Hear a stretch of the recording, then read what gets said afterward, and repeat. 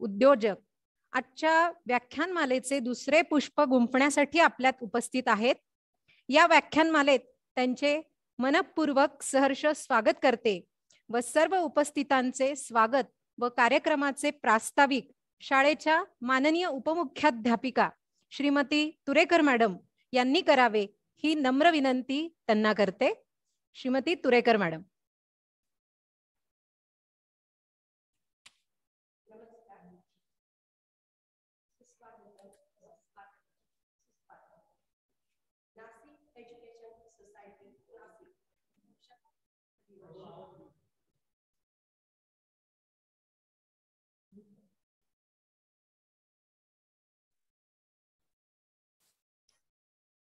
तसेच माध्यमिक विद्यालय उंटवाडी शाळेला 35 वर्ष पूर्ण होत आहेत.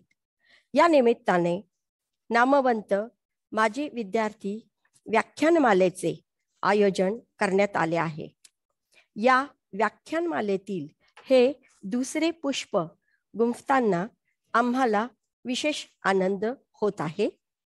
संस्थेचे अध्यक्ष सन्माननीय प्राध्यापक श्री सूर्यकांत रहाळकर सर, उपाध्यक्ष सन्माननीय प्राध्यापक श्री दिलीप फडके सर, उपाध्यक्ष तसेच माध्यमिक विद्यालय उंटवाडी शाळा समितीचे अध्यक्ष सन्माननीय श्री चंद्रशेखर मोंढे सर, संस्थेचे कार्यवाह सन्माननीय श्री राजेंद्र निकम सर, संस्थेचे सर्व सन्माननीय पदाधिकारी यांच्या प्रेरणेने व्याख्यानमालेचे आयोजन करण्यात आले आहे.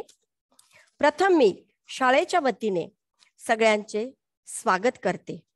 संस्थेचे विश्वस्त मंडळ, कार्यकारी मंडळ व शिक्षक मंडळाचे सर्व पदाधिकारी व सदस्य, तसेच शाळेचे मुख्याध्यापक माननीय श्री नरेंद्र मोहिते सर, शाळा समितीचे व पालक शिक्षक संघाचे सर्व सन्माननीय पदाधिकारी तसेच सदस्य, आजी माजी विद्यार्थी तसेच ऑनलाईन सहभागी झालेले संस्थेचे व शाळेचे सर्व हितचिंतक व मान्यवरांचे शाळेच्या वतीने मी पुन्हा एकदा स्वागत करते.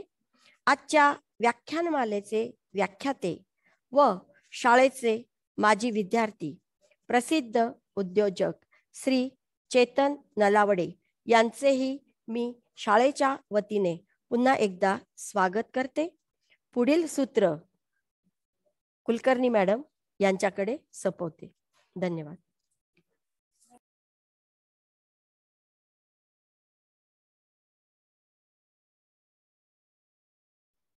आपल्या आजच्या अतिथींचा थोडक्यात परिचय मी आपणा सर्वांना प्रथम करून देते.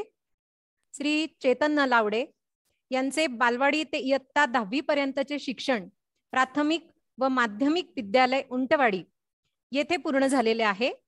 Bachelor in computer application symbiosis distance college Pune येथे मार्केटिंग मधील पदव्युत्तर परीक्षा त्यांनी पूर्ण केलेली आहे. त्याचे शिक्षण त्यांनी त्या ठिकाणी पूर्ण केलेले आहे. 6 वर्षाचा नोकरीचा अनुभव घेतल्यानंतर स्वतःचा व्यवसाय त्यांनी सुरू केला. मुंबई येथे पीएन सेफ्टी इंडस्ट्रीजचे ते फाउंडर पार्टनर आहेत. पीएन रक्षक नावाच्या यंत्रमानवाची निर्मिती करणारी त्यांची एकमेव भारतातील कंपनी आहे. त्यांची तसेच पीएन रक्षक या यंत्रमानवाला वर्ष 2018चा हरी मालिनी जोशी अवॉर्ड देखील मिळालेला आहे. असे आजचे आपले जे अतिथी आहेत यांना मरण टाळणारे फ्लॅगमॅन म्हणूनही आपण त्यांचा परिचय जास्त चांगल्या पद्धतीने करून घेऊ शकतो. आपल्या अतिथी समाजसेवा या ठिकाणी त्यांचं जास्त कार्य झालेलं आपल्याला दिसून येतं. जास्तीत जास्त रुग्णांना आपल्या पद्धतीने मदत कशी मिळेल याचाही ते अति प्रयत्न करत असतात. त्यांना मी नम्र विनंती की त्यांनी आज आपल्या या कार्यक्रमासाठी आपलं आमंत्रण स्वीकारलं आणि या ठिकाणी उपस्थित राहिले. सर्वप्रथम आपल्या शाळेचे शाळा समिती अध्यक्ष माननीय श्रीयुत मोंढे सर यांना मी विनंती करते की त्यांनी आलेल्या अतिथींचा सन्मान चिन्ह देऊन सत्कार करावा.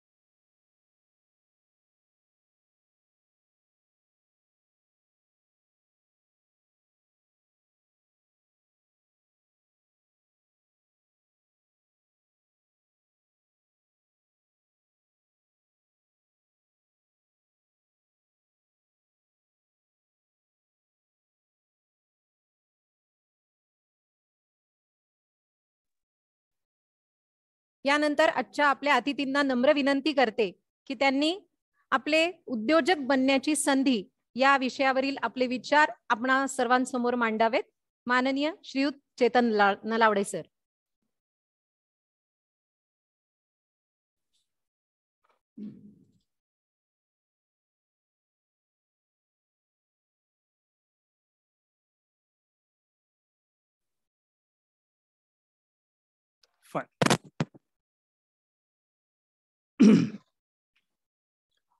Good afternoon all. आवाज येतोय? क्लिअर आहे? Okay, fine. गुड आफ्टरनून, नमस्कार. खरं तर हा खूप फॉर्मल असं मला वाटतंय हा प्रोग्राम. याचं रिझन असं आहे की आमची शाळा आणि आमच्या शाळेच्या आमच्या आयुष्यातलं योगदान हे खूप मोठं आहे. आणि त्यामुळे मला नेहमी असं वाटतं की मी माझ्या शाळेसाठी वेळ काढणं ही माझी ड्युटी आहे. त्यामुळे मी सगळ्यांना नम्र विनंती अशी करतो की तुम्ही सगळ्यांनी असं एकदम रिलॅक्स मध्ये सगळ्यांनी बसा आणि आजचं जे काय माझं अनुभव मी म्हणीन ते ऐका, अशी माझी सगळ्यांना नम्र विनंती. मोस्ट रिस्पेक्टेड ऑनरेबल आजच्या डायसचे जे कोणी चीफ गेस्ट आहेत, जसं की शाळा समितीचे अध्यक्ष उपाध्यक्ष श्री मुंडे सर आहेत, शाळेच्या मुख्याध्यापक श्री मोहिते सर, उपमुख्याध्यापिका तुरेकर मॅम, पर्यवेक्षक कापसे सर आणि मला शिकवलेले माझे सगळे शिक्षक. अनेक शिक्षक शाळेतनं रिटायर्ड झालेत, ते जर आज ऐकत असतील त्यांना सगळ्यांनाच माझं अभिवादन, माझे रिगार्ड्स, माझे ग्रीटिंग्स. माझे बरोबर शिकलेले माझे मित्र, काही मित्र माझे आज इथे आलेत, काही मित्र मला ऐकतायत आणि अनेक असे जण जे आमच्या शाळेच्या आणि संस्थेच्या बद्दल जेही वेल अप्रिशिएटर आहेत, त्यांना सगळ्यांना माझे रिगार्ड्स, ग्रीटिंग्स. शाळेमध्ये कार्यक्रमाला यायचं याबद्दलची एक वेगळी एक्साइटमेंट असते. तुम्हाला सगळ्यांनाच माहिती आहे की करोनाच्या सिच्युएशनमुळे आज मला तुमच्याशी वन टू मेनी ऑनलाईन यायची एक संधी मिळाली आहे. खरं तर 2 वर्षापूर्वी आपण ह्या कार्यक्रमात राहिलो असतो तर तुम्ही सगळे माझ्या समोर राहिले असतात आणि त्या कार्यक्रमाची एक वेगळी रूपरेषा राहिली असती. प्रत्येक गोष्टीचे बेनिफिट्स जेवढे आहेत तेवढे ऑड्स पण आहेत. त्या पद्धतीने मी आज ह्या माध्यमातून माझ्या संस्थेच्याच सगळ्या शिक्षक, सगळ्या विद्यार्थ्यांपर्यंत पोहोचू शकतोय, ही माझ्यासाठी एक अपॉर्च्युनिटी आहे. सर्वप्रथम संस्थेने, माझ्या शाळेने मला एवढ्या प्रेमाने इथे बोलवलं, माझे विचार, माझे थॉट्स, माझे ओपिनियन, माझे एक्सपिरियन्सेस तुमच्याबरोबर शेअर करण्यासाठी, त्याबद्दल मी सगळ्यांचेच खूप खूप धन्यवाद देतो. या संपूर्ण प्रक्रियेत जेही माझे शिक्षक होते त्यांनी अतिशय प्रेमाने मला या ठिकाणी इन्व्हाइट केलं, त्यांचे सगळ्यांचे मी आभार मानतो. मी जसं की सर्वप्रथम म्हटलं की शाळा ही आमची आहे आणि शाळेने आमच्याकडे नेहमी मागणं आहे आणि ती आमची देणं ड्युटी आहे. मागच्या सोमवारी आपल्या सर्वांनाच माहिती हा कार्यक्रम अपेक्षित होता होणं, पण काही कारणाने आपण आज सर्वांना भेटत आहोत. आज मी जेव्हा शाळेच्या प्रांगणात आलो त्यावेळेला खूप काही वर्षाच्या गोष्टी, खूप आठवणी माझ्या बरोबर आहेत शाळेच्या आणि त्या सगळ्या आज पुन्हा एकदा फ्रेश झाल्यात, रिफ्रेश झाल्या असं म्हणता येईल. ह्या ठिकाणी मला माझे जे कोणी मित्र ह्या जगात नाही आहेत, जसं की एक स्पेसिफिकली नाव घ्यायचं झालं तर स्वर्गीय निनाद परांजपे. तुम्हाला तुमच्यापैकी बऱ्याच जणांना माहिती असेल की मी आज जिथे बोलतो आहे, मी ह्या स्टेजवर बोलतो आहे, थोडं इन्फ्रास्ट्रक्चर चेंज झालंय. मी जिथे बोलतोय त्याच्या डाव्या बाजूला आमचा एक मंच होता आणि निनाद मला 1 वर्ष ज्युनियर होता. निनादने नेहमीच तो वक्तृत्वामध्ये खूपच एक्सेलंट होता आणि संस्था लेवलला सुद्धा त्याने अनेक चषक जिंकले होते. मी फॉलोड बाय असायचो त्याच्याबरोबर.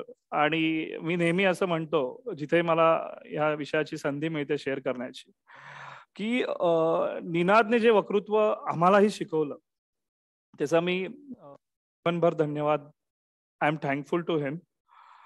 अनफॉर्च्युनेटली तो आज आपल्यात नाही आहे, पण ही एक संधी आहे माझी त्याच्यासाठी ही आठवणीची.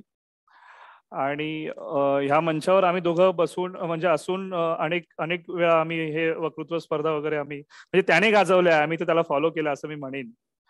आणि आज मला त्याचं स्मरण आहे. जेही शिक्षक माझे गुरु ह्या आज ठिकाणी म्हणजे ह्या विश्वात नाही, त्यांना सगळ्यांनाही मी एक रिगार्ड्स देतो. शाळा ही नेहमीच आमच्या एक जिव्हाळ्याचा विषय ठरलेला आहे आणि नेहमीच मी प्रयत्न करत असतो की मी शाळेच्या कॉन्टॅक्टमध्ये जास्तीत जास्त राहावं असं. आज माझे जे कोणी माझे ज्युनियर्स म्हणता येईल, भाऊ बहिणी म्हणता येईल, छोटे, ते सगळे जे मला ऐकतायत त्यांच्यासाठी मला एक काही स्पेसिफिक संदेश आहे. मूळ विषयाच्या आधी तो संदेश देणं मला खूप महत्वाचं वाटतं.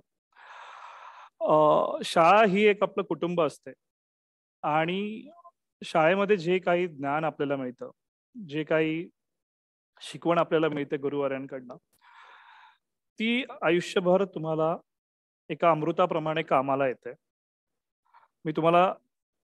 मी फार सिनियर नाही आहे, काही वर्ष सिनियर आहे, पण जेव्हा मी जगामध्ये वावरतो त्यावेळेला माझ्या ही गोष्ट नेहमी लक्षात येते.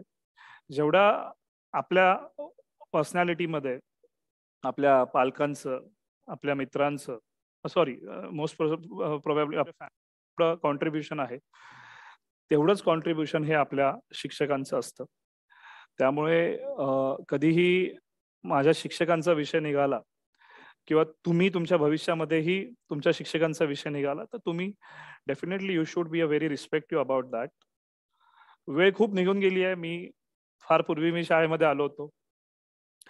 भिंती त्याच आहेत, काही नवीन रिनोव्हेशन झाले आहेत, पण माझे शिक्षक तेच आहेत. म्हणजे ज्या आपुलकीने आमचे शिक्षक आम्हाला भेटतात आजही किंवा ऑनलाईन कधी इंटरॅक्शन होतं, ती आपुलकी खरंच आमच्यासाठी फार मोलाची असते.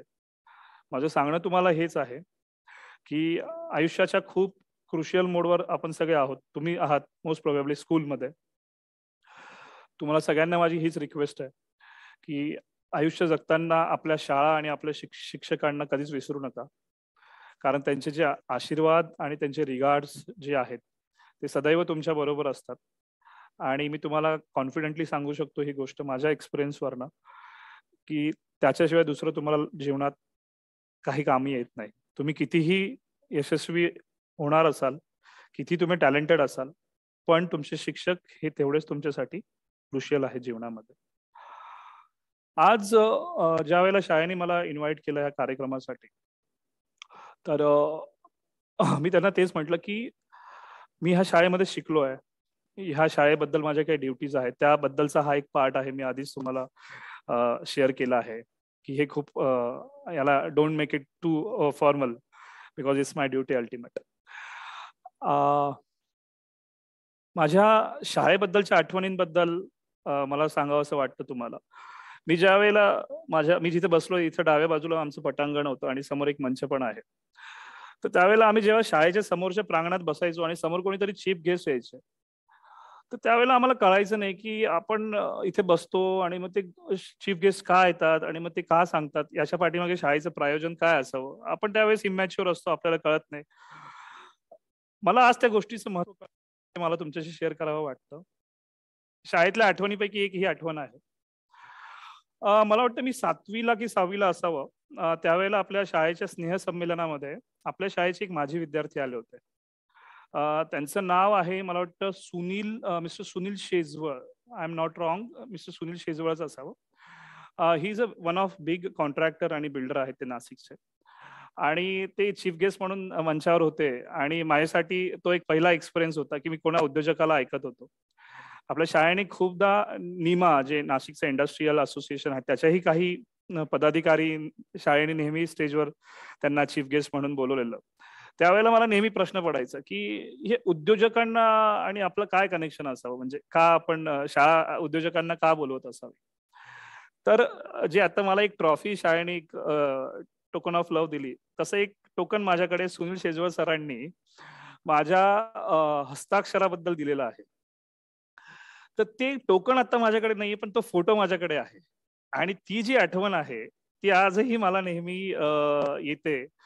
आणि मला आज त्या गोष्टीचं रिअलायझेशन आहे की तुमच्या शाळेतली ईच अँड एव्हरी ऍक्टिव्हिटी, एक प्रत्येक ऍक्शन, त्याच्या पाठीमागे एक पर्पज असतो की तुमच्या विद्यार्थ्यांना ग्रूम करण्यासाठी. आणि हे शाळेचे खूप प्रामाणिक प्रयत्न असतात आणि आपण ते डेफिनेटली आपण अप्रिशिएट करू शकतो. तुम्ही म्हणाल की आपण ते रिवर्ट करू शकतो का? तुमच्या आयुष्यातल्या वेगवेगळ्या वेळेला, ज्या वेळेला तुम्हाला वाटत असेल की बाबा मी माझ्या शाळेला काहीतरी देणं लागतो, डेफिनेटली तुम्ही त्या ऍक्शन्सला रिॲक्शन देऊ शकता. आणि हे मला वाटतं की एक चांगला विद्यार्थी, मी माझ्या स्वतःला म्हणून घेणार नाही, पण मी तुम्हाला म्हणेल की तुम्ही उद्या होऊ शकता. तसेच वेगवेगळ्या ठिकाणी वेगवेगळ्या वेळी चीफ गेस्ट यायचे, ते त्यांचे भाषण म्हणजे त्यांचं मार्गदर्शन वगैरे व्हायचं. मोस्ट स्पेसिफिकली कोणी स्पोर्ट्समन असायचं. ह्या अत्यंत छोट्या छोट्या गोष्टी ह्या तुम्हाला तुमच्या जीवनामध्ये एक सक्सेसफुल, मी एंटरप्रेन्युअर ह्या विषयावर येतोच आहे, पण एक सक्सेसफुल ह्युमन बिईंग, एक कल्चर्ड ह्युमन बिईंग, एक संस्कारक्षम एक युवा काम ही शाळा असे करत असते. फॉर्मली आपण शाळेमध्ये येतो, शाळेच्या फीस देतो, आपण 10th पास आउट होतो आणि निघून जातो. पण आपण शाळेला देणं जे लागतो ते खूप मोठं आहे. म्हणजे it is not in a monetary value किंवा ते तुम्ही, it is a countless. Most specifically आपण ते रिवर्ट नाही करू शकत शाळेला. आणि मला असं वाटतं की शाळेच्या जे तुमच्या जीवनामधलं जे योगदान आहे ते खूप मोठं आहे. आणि तुमच्यासाठी पण शाळा ही एक जिव्हाळ्याचा विषय राहिला पाहिजे. माझे काही मित्र आहेत, माझ्या बॅचचे काही स्टुडंट आहेत. मोस्ट प्रोबेबल सगळेच जण शाळेच्या कॉन्टॅक्टमध्ये खूप सारे असतात, ट्राय करतात. जीवनाच्या घडामोडींमध्ये काही लोकांना ट्राय करता येत नाही, काही लोक विसरून जातात, काही लोक नेहमी लक्षात ठेवतात. तर ह्या खूप मोठ्या गोष्टी आहे. तुम्ही उद्योजक व्हाल, तुम्ही IAS व्हाल, IPS व्हाल, तुम्ही खूप काही कमवाल, तुम्ही मोठं नाव कमवाल, पण your root should be intact. म्हणजे तुमची जी काही मूळ आहे, तुमची जी काही शाळा आहे, ती शाळा ही तुमच्या नेहमीच हृदयामध्ये त्याचं स्थान हे अमूल्य राहायला पाहिजे. तुम्ही म्हणाल की तुम्ही फारच आम्हाला डोस वगैरे देतायत यंगस्टरच्या लँग्वेजमध्ये, पण मला ज्या कामासाठी इकडे बोलवलं आहे, it should be greatly delivered. ते परफेक्टली तुमच्यापर्यंत पर्क्युलेट व्हायला पाहिजे. आणि उद्योजकता तर मी बोलणारच आहे, पण सगळ्यात महत्वाचं मला वाटतं की हे दीज आर सम पॉइंट्स की त्याच्याबद्दल मी बोलावं. शाळेने दरवेळेला मोस्ट प्रोबेबल अजून एक मला याच्याबद्दल बोलायचं आहे की मी शाळेला विचारलं होतं की ह्या कार्यक्रमाला काही पालक उपस्थित राहतील का? तर शाळेने मला सांगितलेलं की डेफिनेटली काही ना काही कारणाने आपण ही गोष्ट शाळेत पालकांपर्यंत पोहोचवू. त्याचं कारण असं होतं, माध्यमिक विद्यालय उंटवाडी ही जी शाळेचं लोकेशन आहे, तुम्हाला सगळ्यांना माहिती असेल, तुमचे आई वडील आहेत, माझे आई वडील आहेत आणि सगळेच पॅरेंट्स एका MIDCच्या वर्कर्स कॅटेगरीतनं, ते सगळं एका मध्यम वर्गातनं सगळे येतात. तर माय इंटेन्शन वॉज, आपला जो विषय आहे आजचा तो इतका क्रुशियल आहे की तो मॅक्झिमम पालकांपर्यंत तर पोहोचायला पाहिजे. त्याचं कारण मी तुम्हाला सांगेन की जी सायकोलॉजी तुमच्या करिअर डेव्हलपमेंटमध्ये होते, त्याच्यात खूप मोठा पार्ट हा शिक्षकांचा असतो, तसंच तो पालकांचाही असतो. अनफॉर्च्युनेटली आपण ज्या क्लासमधनं येतोय, माझे पालक, तुमचे पालक सगळेच त्यांची ड्युटी करण्यामध्ये बिझी असतात आणि सगळेच काय खूप हायली एज्युकेटेड नाही आहेत, किंवा माझेही नाही आहेत, किंवा तुमचेही नसतील. त्या केसमध्ये तुमचे शिक्षक तुम्हाला तुमच्या जीवनाची दिशा दाखवत असतात. पण काही वेळेला, जसं की आपण करिअरच्या बाबतीत बोलतोय, पालकांचा रोल हा तुमच्या लाईफमध्ये तेवढाच क्रुशियल आहे तुमच्या करिअर सिलेक्शनला घेऊन. शाळेला आणि संस्थेला मी दोन्ही संस्थांना एक ह्या अचीवमेंटसाठी 135th इयरसाठी मी सगळ्यांना कॉंग्रॅच्युलेट करतो. प्रत्येक शिक्षक, प्रत्येक शिक्षकेतर कर्मचारी ज्यांच्या आणि कम्प्लिटली मॅनेजमेंट ऑर्गनायझेशनचं ज्यांच्या अथक प्रयत्नांनी ही शाळा उभी राहिली, माझ्यासारखे लाखो विद्यार्थी संस्थेतनं आणि शाळेतनं बाहेर पडले. तुमचं कॉन्ट्रीब्युशन माझ्या सगळ्यांचीच आमच्या लाईफमध्ये खूप मोठं आहे. आता आपण मूळ मुद्द्याकडे जात असताना आपला जो आजचा विषय आहे तो म्हणजे उद्योजक आणि तुमच्या संधी. ज्यावेळेस मला शाळेतनं कॉल आला त्यावेळेला मी त्यांना म्हटलं की तुम्ही मला सजेस्ट करा की बाबा ह्या विषयाला घेऊन तुम्हाला काय अपेक्षित आहे. शाळेचं तुम्ही ज्या वेळेला बॅनर बघितलं त्यावेळेला त्यांनी लिहिलेलं आहे की नामवंत आणि सुप्रसिद्ध. त्यावेळेला मला खूप चांगलं याच्यासाठी वाटलं की माझी जी शाळा आहे it will Calibri my success, की मी खरंच ह्यामध्ये यशस्वी आहे की नाही आहे हे ठरवणारी ही माझी शाळा आहे. कारण त्याचं रिझन असं आहे की ज्या वेळेला 10th नंतर मी बाहेर पडलो आणि मी विविध ठिकाणी शिकलो आणि ऑर्गनायझेशन मध्ये काम केलं, माझं जे कल्चर आहे, माझे जे संस्कार आहेत, it's a replica of my school. तुम्हाला माहिती आहे आपण लोकल लँग्वेज मध्ये बोलतो नॉर्मली की तू कोणत्या शाळेत होतास. ज्या वेळेला तू कोणत्या शाळेत विचारतात त्यावेळेला ते विचारत नाही की तुझ्या शाळेला एसी होता, की तुझ्या शाळेला जे बोर्ड्स होते those were boards, glass boards होते, की तू एसी रूम मध्ये बसत होता. त्यावेळेला ते विचारतात की तू कोणत्या कल्चर मधनं वरती आलास. आणि डेफिनेटली आमच्यासाठी ही प्राऊडची गोष्ट आहे. आजचा विषय आहे उद्योजकता. मला वाटतं सगळ्याच इयत्तांचे विद्यार्थी मला इथे ऐकत असतील, तर मी जास्त ह्या लेक्चरला थेरोटिकल करणार नाही. याचं कारण असं आहे की थेरी आणि युट्यूब आणि सोशल मीडियामुळे हा विषयाला खूप मोठा एक वेळेला ग्लॅमर पण आलाय म्हणता येईल आणि एक वेळेला डिमोटिवेशन पण होईल असंही म्हणता येईल. त्यावेळेला मी माझ्या जीवनातले आणि माझा इथे एक स्कूलमेट आला आहे, तोही एक खूप मी परत यशस्वी म्हणणार नाही, नामवंत आणि सुप्रसिद्ध एक मोठा इंडस्ट्रीचा मालक आहे सुयोग लखोटे म्हणून, तोही तिथे बसला आहे. तर सांगण्याचा मुद्दा हाच आहे की तुमच्या करिअरचा पाथ निवडताना तुम्हाला उद्योजकता हा का निवडायला पाहिजे, याचा पर्पज माझ्याकडनं तुम्ही समजून घ्या अशी माझी तुम्हाला नम्र विनंती आहे. आता जी लाईव्ह ऐकतायत आणि नंतरही उद्या ऐकतायत त्यांच्या सगळ्यांनाच माझे ट्रिब्यूट्स. उद्योजकता म्हणजे काय आपण सगळे बघत असतो की वर्ष 2014 नंतर तुम्ही सगळ्यांनीच एक स्टार्टअप असा एक स्पेसिफिक वर्ड ऐकला असेल आणि तो सगळीकडे सर्रास दिसतो की बाबा स्टार्टअप. त्याचं काय आहे? स्टार्टअप आहे. चेतनचं काय स्टार्टअप आहे, सुयोगचं काय स्टार्टअप आहे, किंवा XYZ कोण आहे त्याचं स्टार्टअप आहे. Make in India, vocal for local असे कितीतरी इनिशिएटिव्ह सेंट्रल गव्हर्नमेंटचे आहेत आणि त्याआधीही होते. ह्या विषयाला घेऊन आज आपण बोलणार आहोत. उद्योजकता म्हणजे एखादी स्पेसिफिक एखादं प्रॉडक्ट, एखादं उत्पादन, एखादी सर्व्हिस, जसं की त्याला म्हणतात सेवा, ही तुम्ही एका पर्सन कडनं घेत आहात किंवा तुम्ही ती बनवता आहात आणि ती तुम्ही एका पर्सनला देत आहात. त्याच्या एक्सचेंज मध्ये, त्याच्या देवाणघेवाणीमध्ये तुम्हाला काही मॉनिटरी बेनिफिट होतोय, तुम्हाला काही पैसे मिळत आहेत. ही जी कम्प्लीट प्रोसिजर आहे it is called as a व्यवसाय. आता मी तुम्हाला जातो घेऊन उद्योजकतेकडे. मग तुम्ही म्हणाल की सर व्यवसाय आणि उद्योजकतेमध्ये फरक काय? बघा, आपल्या शाळेच्या आजूबाजूला भाजी मार्केट आहे, तुमच्या आजूबाजूला भाजी मार्केट असते. भाजी मार्केटमध्ये कोणीतरी एक काकू केळी विकत असतात.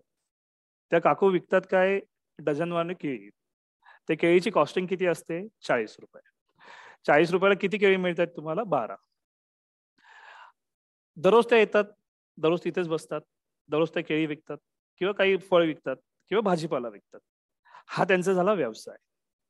त्याच्यामध्ये त्यांना एक स्पेसिफिक अमाऊंट मिळते आहे, त्या व्यावसायिक आहेत.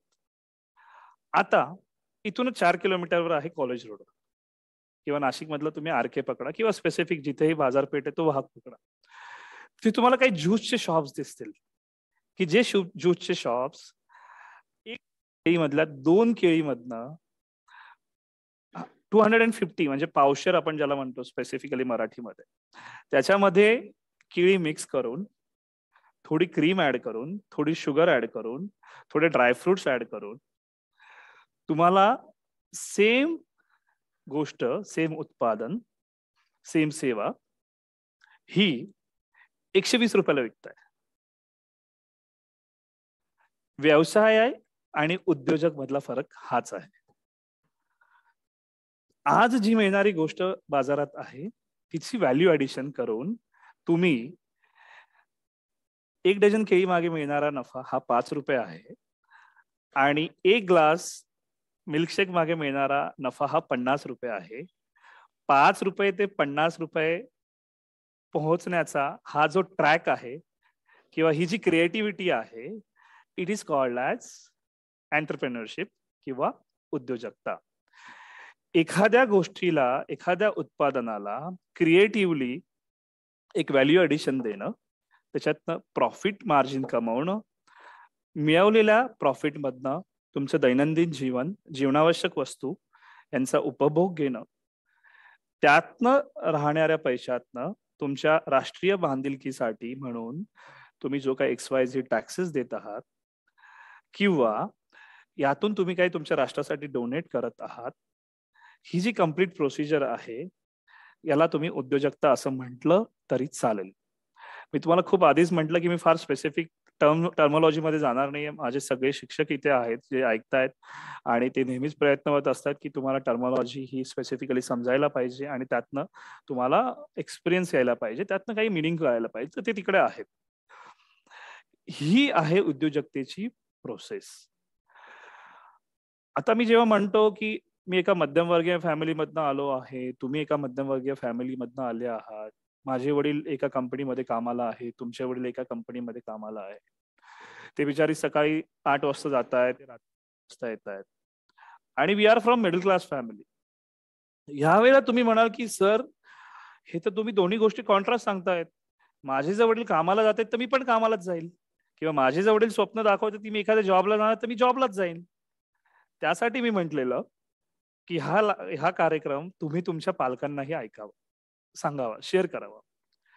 उद्योजकता म्हणजे ज्या वेळेला अशा पद्धतीने तुम्ही एखादा प्रॉडक्ट, एखादा सर्व्हिस ही तुमच्या कस्टमरला देत आहात आणि त्यातनं तुम्ही काही पैसे कमवत आहात, मार्जिन कमवत आहात, याला उद्योजकता असं म्हणतात.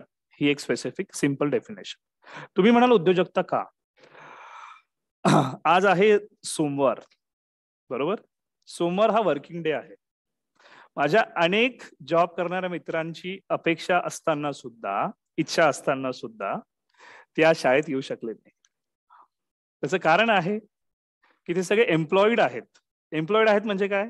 की ते कोणाच्या तरी हाताखाली काम करत आहेत. मग ते जरी वर्क फ्रॉम होम करत असले तरी ते एम्प्लॉई आहेत.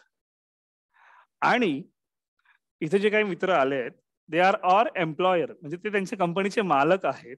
ज्या वेळेला तुम्ही तुमच्या एम्प्लॉई पासून एम्प्लॉयर पर्यंत जाता, ज्या वेळेला तुमची इच्छा असताना तुम्ही आयुष्यातल्या, जीवनातल्या, जगातल्या काहीही गोष्टींचा उपभोग हा तुमच्या स्वतःच्या मर्जीने घेऊ शकतात, मला वाटतं याच्यापेक्षा व्हॉलंटरीली किंवा याच्यापेक्षा व्हायब्रंट करिअर तुम्हाला कुठे मिळणार नाही.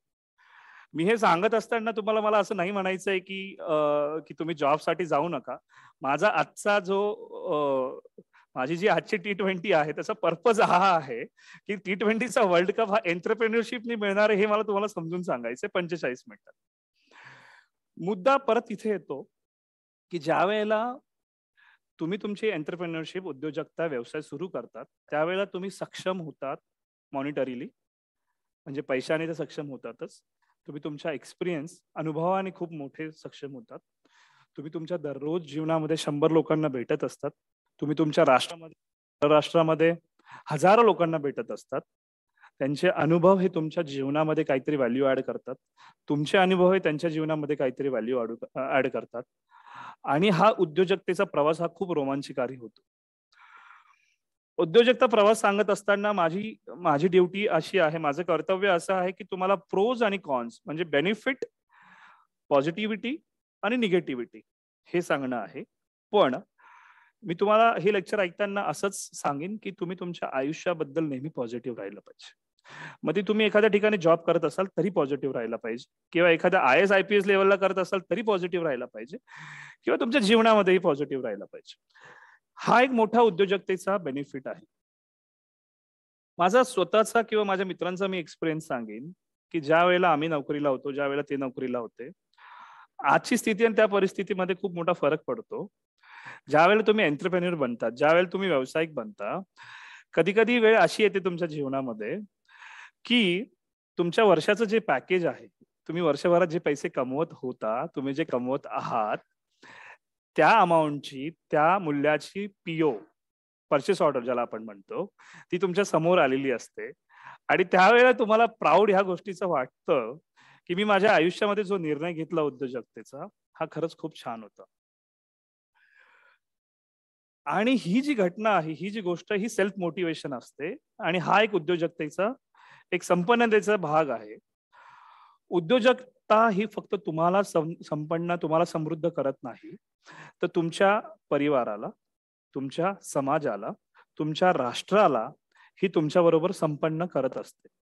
तुम्ही तुमच्या तर्फे तुमच्या परिवाराला, समाजाला आणि राष्ट्राला जी काही सर्व्हिस, जी काही सेवा, जे काही प्रॉडक्ट, जे काही उत्पादन तुम्ही देता, याच्याने तुमच्या संपूर्ण आजूबाजूच्या समाजाची, राष्ट्राची संपन्नता ही बाधित असते. आणि ह्या पूर्ण प्रवासामध्ये जसं की आपण रतनजी टाटा यांचं नाव घेतो, जसं की आपण धीरूभाई अंबानी यांचं नाव घेतो, जसं की आपण आताच ज्यांचं दुर्दैवी निधन झालं बजाज सरांचं नाव घेतो, ह्या राष्ट्रीय आंतरराष्ट्रीय उद्योजकांपासनं आपल्या नाशिकच्या पियुष सोमानींचं आपण ज्या वेळेला नाव घेतो, ज्या वेळेला सह्याद्री ग्रुपचे जे चेअरमन आहेत विलास शिंदे सरांचं आपण जेव्हा नाव घेतो, आणि माझ्या स्कूलमध्ये माझ्या बरोबर शिकलेला एक मोठा उद्योजक सुयोग लखोटेचं ज्या वेळेला नाव घेतो, ही उद्योजकता, हे सगळेच उद्योजक समाजासाठी खूप मोठं काम करत असतात. आणि ही त्यांची क्रेडिबिलिटी आहे, ही त्यांची राष्ट्रासाठी क्रेडिबिलिटी आहे.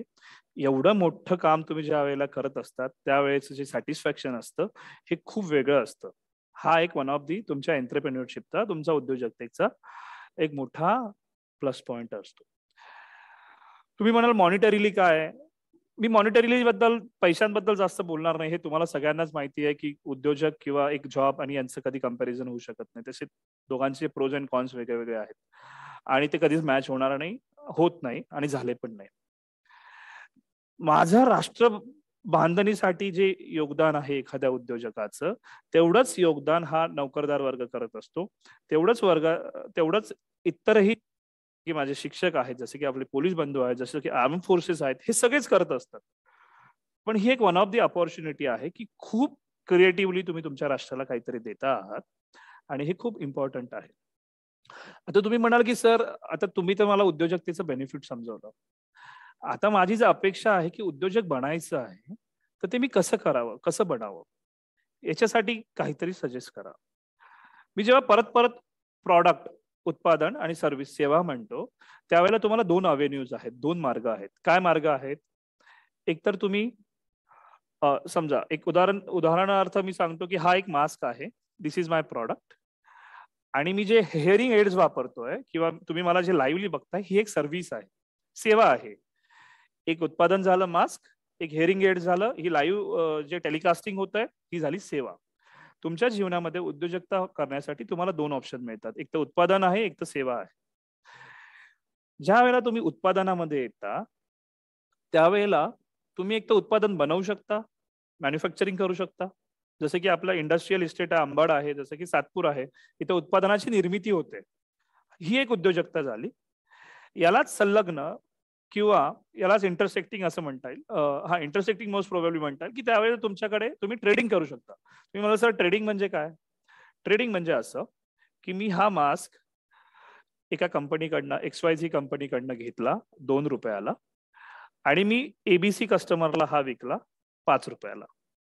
याच्यामधला जो मार्जिन आहे 2 रुपये, याच्यातला जो नफा आहे 2 रुपये, ती माझी उद्योजकता. पण तुम्ही म्हणाल की सर तुम्ही तर काहीतरी क्रिएटिव्ह म्हणत होते. Okay, perfect. हा माझा 3 प्लायचा मास्क. तुम्ही सगळ्यांनीच करोनामध्ये मास्क बऱ्यापैकी वापरले, त्यामुळे सगळेच आपण आता वैद्यकीय अधिकारी वगैरे झालो आहोत आणि याच्याबद्दल स्पेसिफिकेशन सगळेच माहिती आहे असं आपण समजू. हा मास्क साधा मास्क आहे. याचा जर मी N95 मास्क करून 50 रुपयाला जर तुम्हाला विकला, तर ही एक प्रकारची उद्योजकता. आता तुम्ही म्हणाल मग तसं करण्यासाठी तुम्हाला मॅन्युफॅक्चरिंगसाठी जावं लागेल. डेफिनेटली मॅन्युफॅक्चरिंग साठी जावं लागेल. ज्या वेळेला उत्पादनाचा विषय येतो त्यावेळेला पहिलं मॅन्युफॅक्चरिंग येतं आणि दुसरं ट्रेडिंग येतं. तुम्ही म्हणाल याच्यातली जास्त रिस्क कशात आहे? डेफिनेटली जास्त रिस्क तुमची मॅन्युफॅक्चरिंग मध्ये आहे.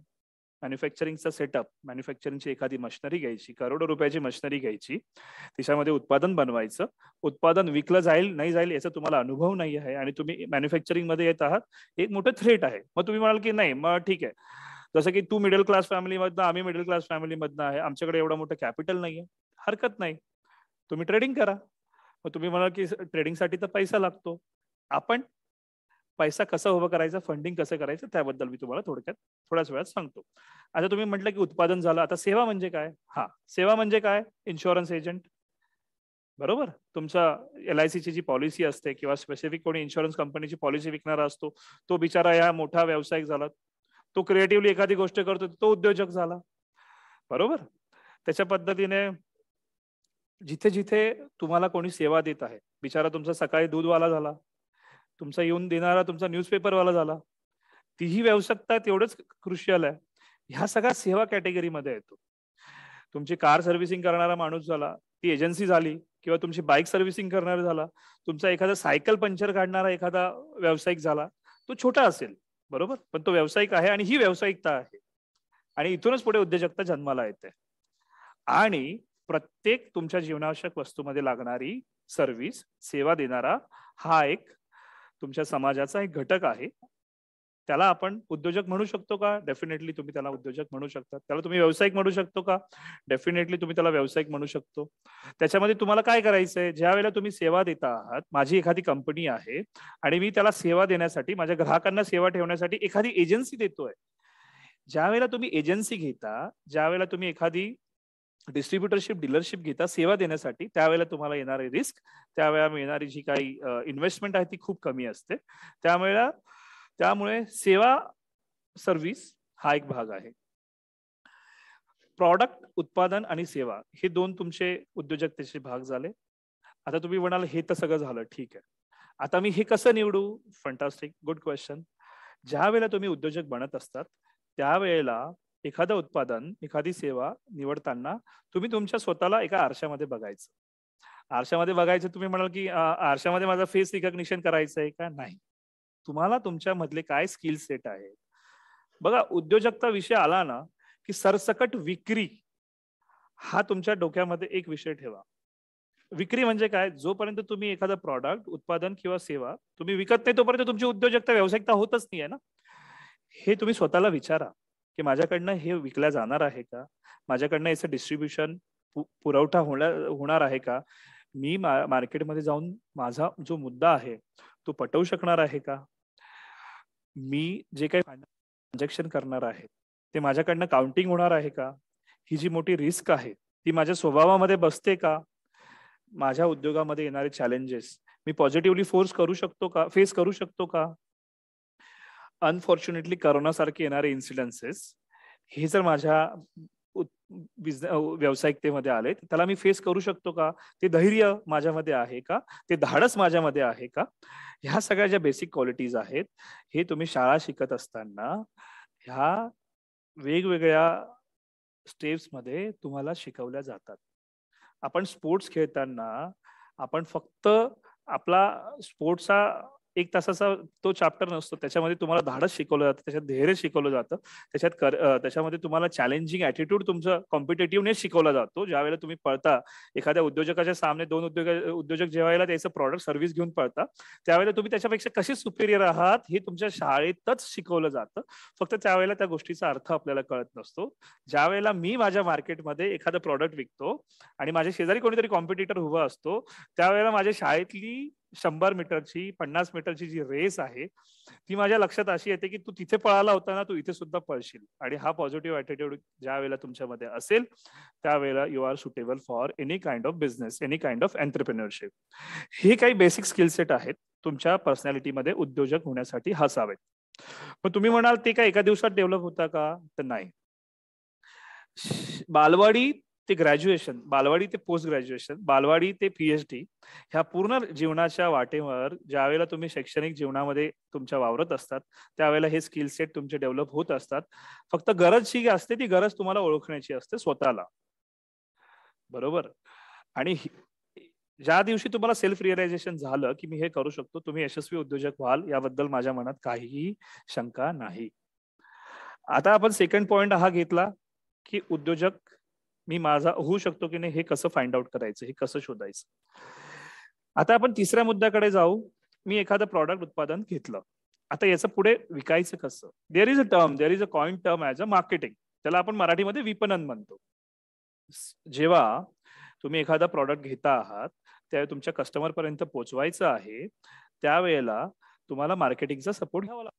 मार्केटिंगचा सपोर्ट कसं घेणार? तुम्ही ऍडव्हर्टाइजमेंट बघतात, तुम्ही लिफलेट बघतात, तुम्ही पेपरमध्ये जाहिराती बघतात किंवा तुम्ही एखाद्या दुकानाच्या बाहेर जे लावलेले त्यांची काही उत्पादनं असतात, it's all kind of set of marketing. हे मार्केटिंग करणं तुम्हाला गरजेचं असतं.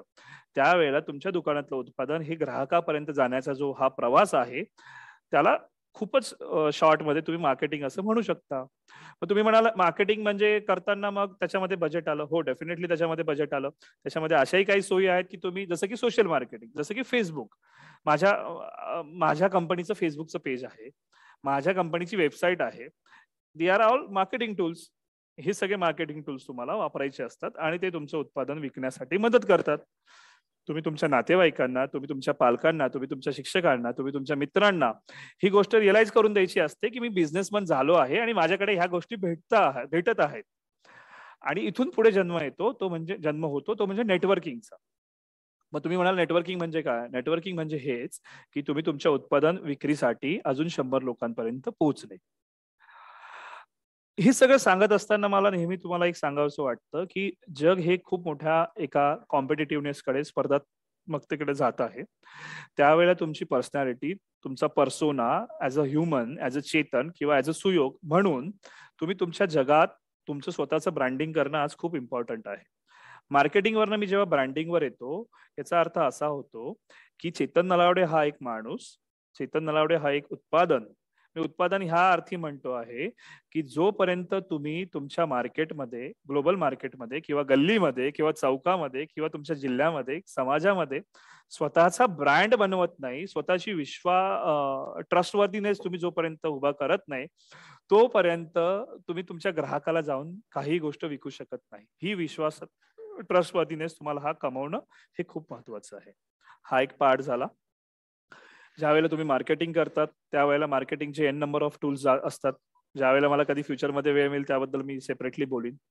आता तुमचा उद्योजकतेपासूनचा प्रवास सुरू झाला, तो येऊन थांबलाय.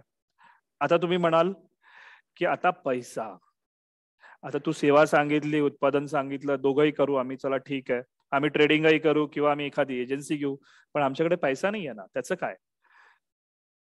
ज्या वेळेला तुम्ही पैसा पैसा पैसा म्हणून जर थांबणार असाल तर तुमच्या उद्योजकतेचे असेच काही ना काही वर्ष तुमचे असेच निघून जातील.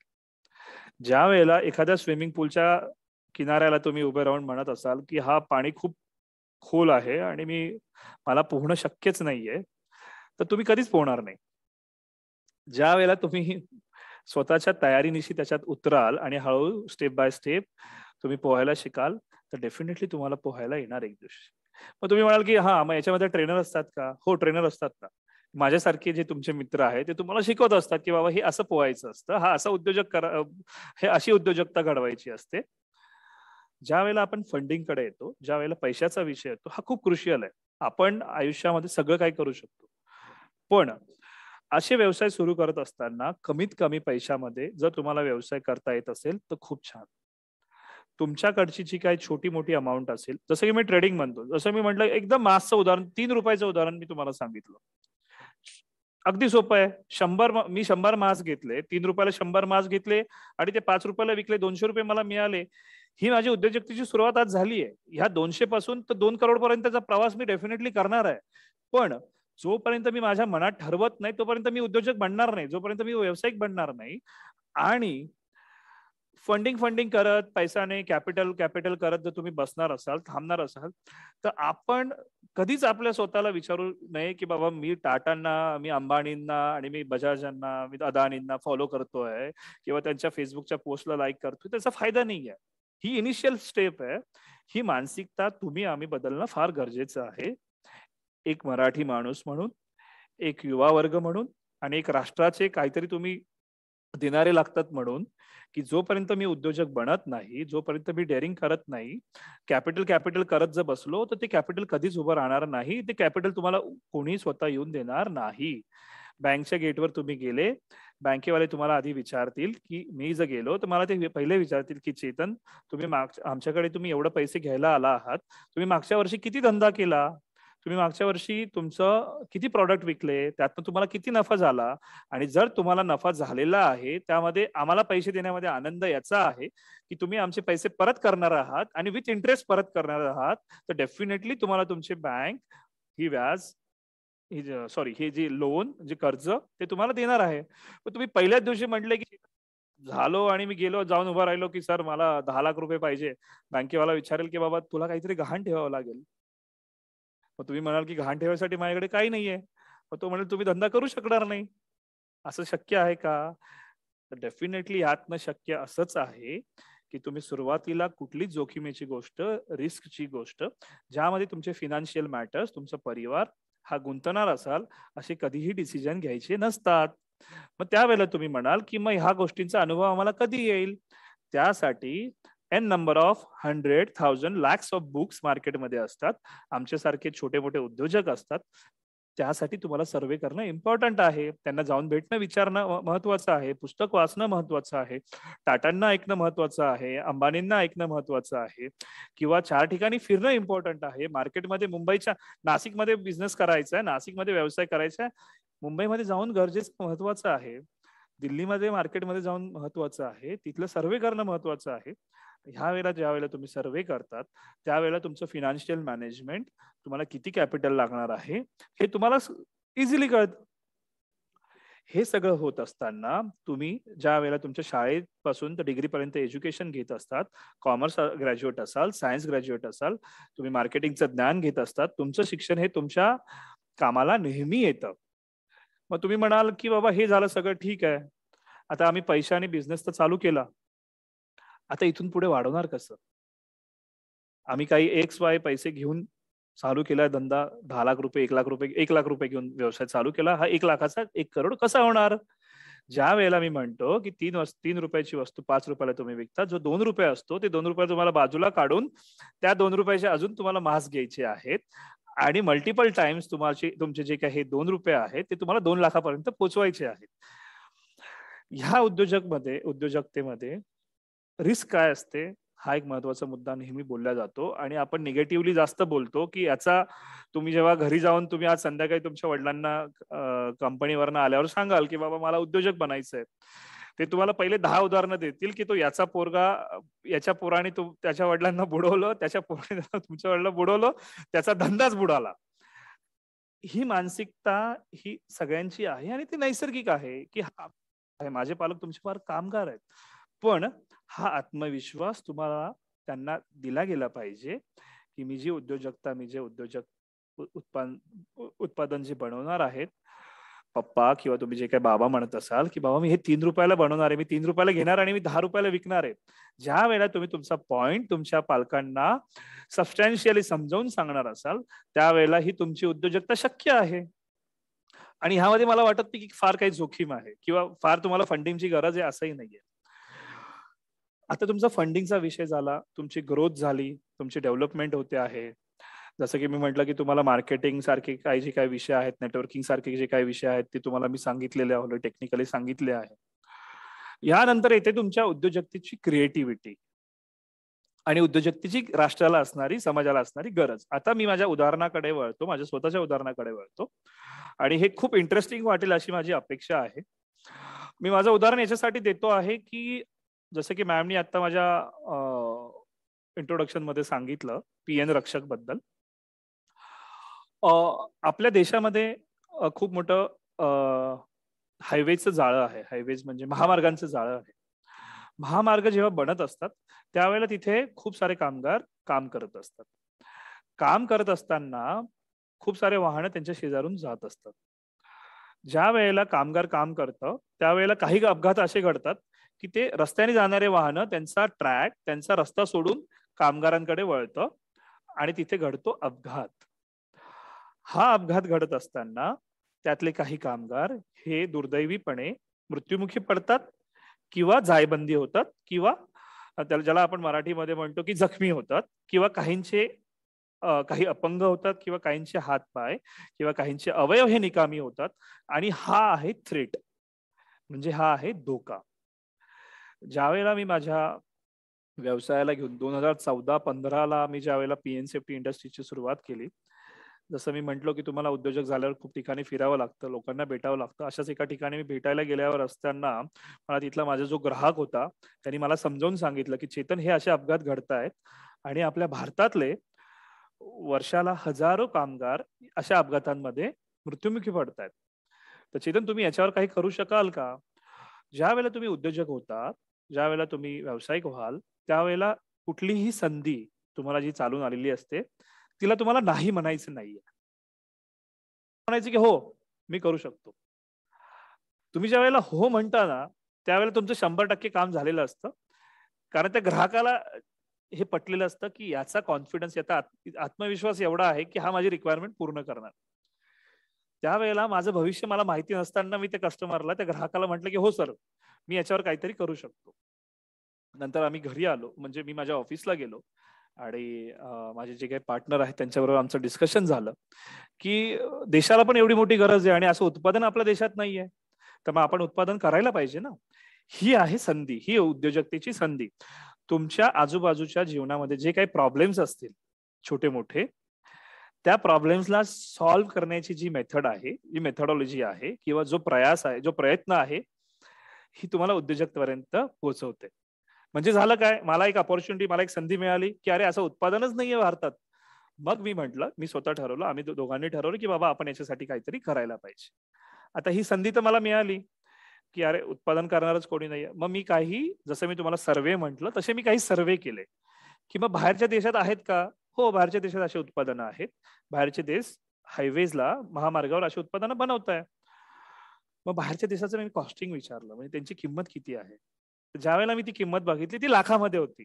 आणि ज्यावेळेला मी माझ्या कस्टमर बरोबर, माझ्या ग्राहकाबरोबर बोललो, तर तो म्हटला की माझं एवढं बजेटच नाहीये, मी एवढे पैसे खर्चच करू शकत नाही चैतन. आणि विशेष असं होतं की त्याने याच्या आधी ते एक एक उत्पादन बाहेरून आणून ते वापरलेलं होतं, पण ते जायबंदी झालं होतं. आणि तो म्हटला की मी याच्यामध्ये असं उत्पादनच मला नको आहे. मग ती माझी संधी होती की नवीन उत्पादन बनवण्याची. आणि मी त्यावेळेला सुरुवात केली, जसं की यंत्रमानव. मग मी असा विचार केला की जर एखादा माणूस हा हायवेला झेंडा घेऊन उभा राहिला, त्याच्या हातामध्ये एखादा लाईट असला आणि त्यांनी येणाऱ्या अप्रोचिंग व्हेकल्सला असं दाखवलं की बाबा मी इकडे उभा आहे, आणि त्याला असं वाटलं माणूस आहे, तर तो त्याचा रस्ता बदलेल, त्याची लाईन तो लाईन डायव्हर्ट करेल आणि तो दुसऱ्या लेनने जाईल, आणि त्यामुळे मागे राहणारे जे कोणी कामगार आहेत ते वाचतील. आणि ही संधी मला त्याच्यात सापडली आणि मग त्या यंत्रमानवाची निर्मिती झाली. मग तुम्ही म्हणाल यंत्रमानवाची निर्मिती झाली, मग त्याच्यात तुम्हाला काही प्रॉब्लेम्स आले का? हो, काही वर्ष पुढचे काही 6 महिने 7 महिने प्रॉब्लेम्स आलेत. कारण आम्हाला उत्पादन करायचं कसं हेच मला माहित नव्हतं. मी माझं, जसं आता मॅमने बॅकग्राऊंड सांगितलं, मी कॉम्प्युटर ऍप्लिकेशनचं स्टुडंट आहे. IT बॅकग्राऊंड माझं होतं. पण मला लहानपणापासूनच, जसं मी शेजवळ सरांचं एक उदाहरण सांगितलं की मी त्या दिवशी ते ट्रॉफी घेऊन जेव्हा वडिलांना दाखवली, माझ्या घरी दाखवली, मी त्यांना समजावून सांगितलं की ही मला हस्ताक्षरासाठी मिळालेली. त्यांनी मला विचारलं हे शेजवळ कोण आहेत? मग मी म्हटलं ते उद्योजक आहेत. मग ते मला म्हटलंय की तुम्ही म्हणाल की हे तुम्हाला कसं आठवतं, तर मला खूप काही गोष्टी आठवतात आणि वडील आजही मला ते सांगतात. तर त्यांना मी म्हटलं की नाही, ते खूप मोठे उद्योजक आहेत आणि ते बांधकाम व्यावसायिक आहेत. मग ते म्हटले की अच्छा, मग याच्यातनं तू काय प्रत्यय काय घेतला, याच्यातनं कन्क्लुजन काय? मग मी त्यांना म्हटलं नाही, मला उद्योजक बनायचं. त्यावेळेला ते नाही म्हटले नाही मला, ते म्हटले की ठीक आहे, एक दिवशी तू बनशील. म्हणजे पालकांचं महत्व या गोष्टीमध्ये मी जे म्हणतो ना की एक सकारात्मक तुम्हाला जो रस्ता तुमच्या पाल्याला दाखवणं हे खूप इम्पॉर्टंट आहे. आणि तुम्ही निगेटिव्हली तुम्ही म्हणून द्याल त्याला की बाबा नाही बाबा तू काय उद्योजक होऊ शकत नाही, तो उद्या ड्रीमच करणार नाही, तो स्वप्नच बघणार नाही त्या गोष्टीचं. ज्या वेळेला मग पीएन रक्षकच्या बाबतीत मी हे सगळं चालू केलं, त्यावेळेला खूप सारे आम्हाला पराभव पण आलेत, पण मी सोडली नाही ती गोष्ट. मी म्हटलं की नाही, मी हे करून राहणार आहे. आणि जर ज्या ठिकाणी माणसाचा जीव वाचणार असेल तर मी ही गोष्ट करूनच राहील. आणि मग त्या पद्धतीने मी अनेक ठिकाणी भेटलो, अनेक लोकांना भेटलो, आणि मग त्या पद्धतीतनं मी एका पहिल्या पीएन रक्षकची निर्मिती केली. रोबोटची यंत्रमानवाची निर्मिती केली. त्या कस्टमरला, त्या ग्राहकाला जाऊन दाखवलं. आणि मला प्राऊड ह्या गोष्टीचाही खूप आहे की तो जो सगळा प्रवास आहे तो माझा नाशिकपासून सुरू झाला. मी जरी मुंबईत असलो तरी नाशिक बद्दल माझी शाळा नाशकात आहे, माझा परिवार नाशकात आहे, आणि माझ्या एका नवीन उत्पादनाची सुरुवात नाशकातनं होते, यापेक्षा मोठं लग माझ्यासाठी काहीच नव्हतं. आणि माझ्यासाठी एक प्राऊड, एक गर्व खूप मोठा होता. आणि मी त्यांना ते उत्पादन दाखवलं आणि त्यांनी ओके केलं. आणि लकीली ती माझी जी काही त्यांना किंमत दिली होती ती त्यांना पटली. ते म्हटले की फॅब्युलस, की हे आम्हाला चालणार आहे आणि हे आपल्या देशात चालणार आहे, हे त्यांच्याकडनं मी ऐकलं. त्यांनी मला इनिशियल एक ऑर्डर दिली. मी काही ऑर्डर मटेरियल डिलिव्हर केलं. त्यांनी ते यंत्रमानव त्यांच्या महामार्गावर लावले. त्यांनी त्याचे व्हिडिओज काढले, प्रमोट केले, त्याचा अनुभव घेतला. आणि अशा पद्धतीने माझी पहिली ऑर्डर पीएन रक्षकची एक्झिक्यूट झाली आणि मला एक नवीन उत्पादन सापडलं. तुम्ही मला त्याच्या आधी तुम्ही काय करत होते, जसं मी आधी म्हटलं की आम्ही ट्रेडिंगच करत होतो वेगवेगळ्या उत्पादनाचं. हा एक यंत्रमानव माझं एक उत्पादन आहे, बाकी पण उत्पादनाचं मी ट्रेडिंग करत होतो. पण यंत्रमानवाच्या कारणाने मी मॅन्युफॅक्चरिंग मध्ये आलो, म्हणजे मी वेगवेगळे उत्पादनं बनवायला लागलो.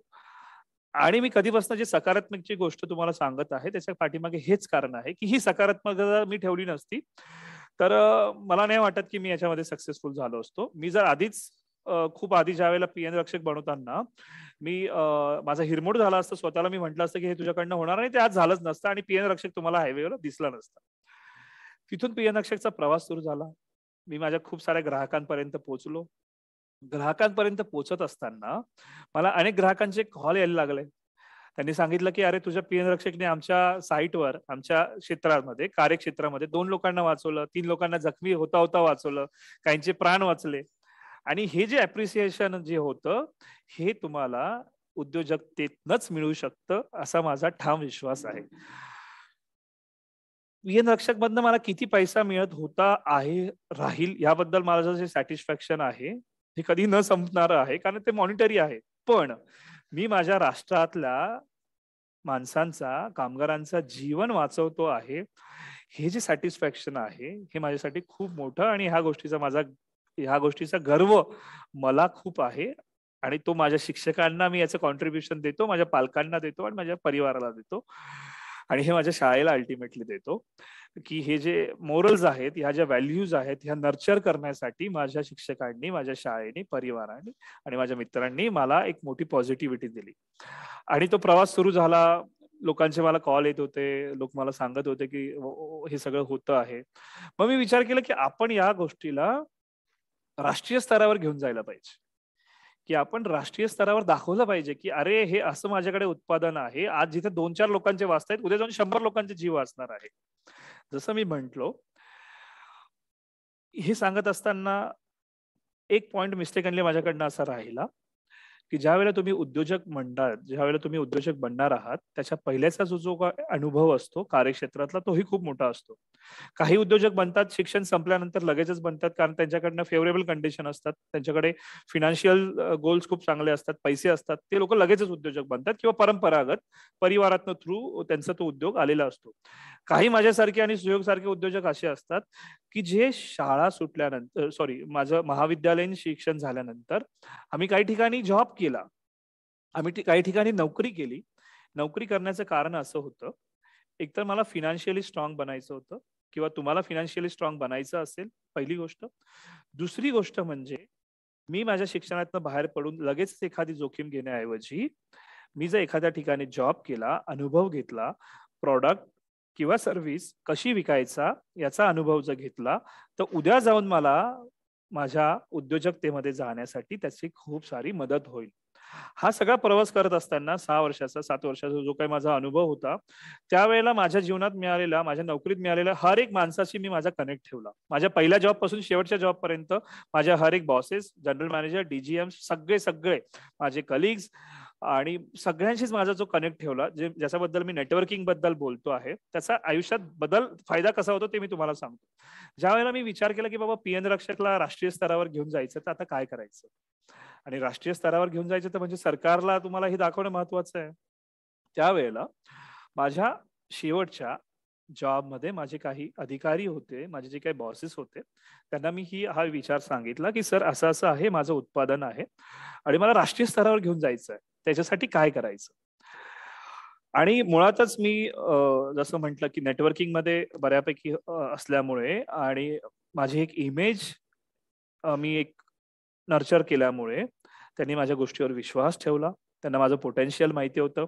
आज जसं माझं पोटेन्शियल माझ्या शिक्षकांना माहिती आहे शाळेत असल्या, तसंच माझ्या बॉसेसला माहिती आहे, तसंच माझ्या परिवाराला माहिती आहे. त्यांना माझं पोटेन्शियल माहिती होतं, त्यांना माझं हार्डवर्क जे केलंय हे त्यांना माहिती होतं आणि त्यांनी मला एक सुवर्ण मार्ग ह्या गोष्टीतनं काढून दिला. ते म्हटले की मी तुला अशा एका व्यक्तीबरोबर भेटवतो की जे व्यक्ती तुला तुझं उत्पादन राष्ट्रीय स्तरावर ओपन करून देईल, त्याला बाजारपेठ मिळवून देईल. आणि सांगितल्याप्रमाणे त्यांनी मला एका आदरणीय मी काही स्पेसिफिक नावं इथे घेत नाही आहे. त्याचे ते काही रिझन्स आहेत. तर त्यांना भेटवलं आणि त्यांनी मला सांगितलं, ती जे व्यक्ती होते ते आहेत पद्मश्री पवार सर, म्हणजे आपलं जे सकाळ मीडिया ग्रुप आहे त्याचे ते अध्यक्ष आहेत. आणि याचं श्रेष्ठत्व सांगण्याचं कारण आहे, ते पद्मश्री आहेत आणि एक यशस्वी उद्योजक आहेत, नामांकित उद्योजक आहे. जगामध्ये ते त्यांचा व्यवसाय करतात. ज्या वेळेला त्यांचा एम्प्लॉई, मी त्यांचा एम्प्लॉई होतो ना, मी एम्प्लॉई त्यांच्यापर्यंत पोहोचलो, त्यांना उत्पादन दाखवलं. त्यांनी उत्पादन बघितल्यानंतर ते मला म्हटले की अरे चेतन, हे तर भारतामध्ये याच्याने तर क्रांती घडेल, लोकांचे जीव असतील. मग मी त्यांना एक विनंती केली की सर, उत्पादन बघितल्यावर त्यांनी मला प्रश्न विचारला की चेतन, याच्यासाठी मी तुला काय मदत करू ते मला सांग. मी त्यांना नंबर त्यांनी म्हटलं की सर बघा, मी खूप आत्ताच उद्योजक झालेलो आहे आणि मला तुमच्याकडनं आशीर्वाद पाहिजे असतानाच मला एक मदत अशी हवी आहे की हे उत्पादन मला माझ्या राष्ट्रासाठी डोनेट म्हणजे अवेलेबल करून द्यायचं, उपलब्ध करून द्यायचं आहे. मग त्यांनी सांगितलं की ठीक आहे. त्यांनी लगेचच मला आपल्या जे भारताचे केंद्रीय मंत्री आहेत, आदरणीय श्री नितीनजी गडकरी सर, जे आपल्या राष्ट्राचं जे हायवेचं नेटवर्क खूप सक्सेसफुली यशस्वीरित्या इम्प्लिमेंट करत आहेत, त्यांनी मला त्यांना कनेक्ट करून दिलं आणि त्यांनी वैयक्तिकरित्या त्यांना सांगितलं की माझा एक एम्प्लॉई आहे. मी परत परत एम्प्लॉई म्हणतो, याचं रिझन असं की एखादा मालक त्याच्या एम्प्लॉईला एखाद्या स्पेसिफिक ठिकाणी समृद्धीसाठी रेफर करतोय, ह्यापेक्षा माझं भाग्य काहीच नव्हतं.